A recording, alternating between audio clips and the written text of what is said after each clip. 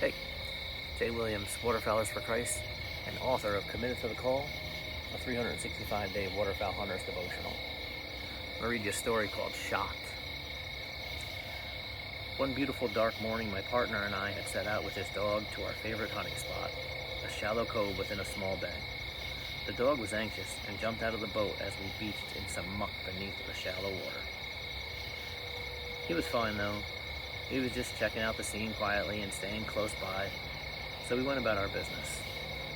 I exited the boat, followed by my buddy, when all of a sudden the dog began screaming. Something was very wrong. We knew that the bay was loaded with Chinese water chestnuts that were jam-packed in the mud, but the dog had his boots on and hadn't been bothered by them any other time.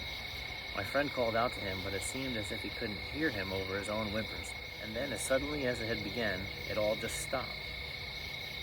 The night was silent, and all we heard were the water-soaked steps of the dog as he tentatively approached us. His head was down, as if scared, and that's when his master realized what had happened. He'd had the remote for his pup's shock collar hanging around his neck, and as he was exiting the boat, leaning over the gunwales, the zap button got held down. The dog was getting fried, and it was for no doing of his own.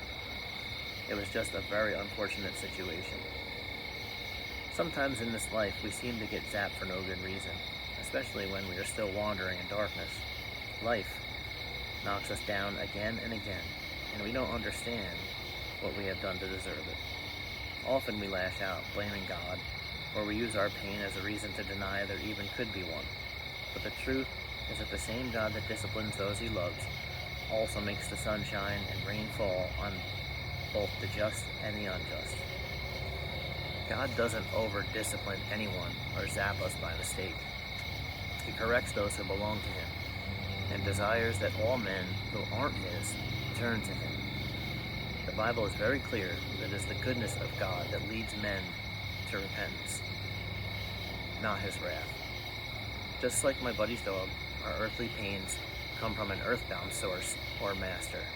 That source is known as our adversary in 1 Peter 5:8.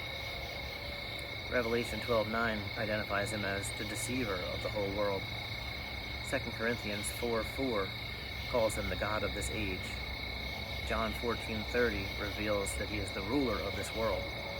And Ephesians 2:2 calls him the prince and power of the air. The enemy of our souls has dominion over and full access to his children, which is who we all are until we are not. I don't know about you, but I'd rather be disciplined by a loving father who seeks to raise me right than a godless maniac with his hand on a buzzer.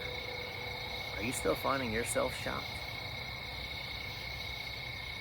The verse tonight comes from Psalms 84:10. For a day in your courts is better than 1,000 elsewhere. I would rather be a doorkeeper in the house of my God than dwell in the tents of wickedness.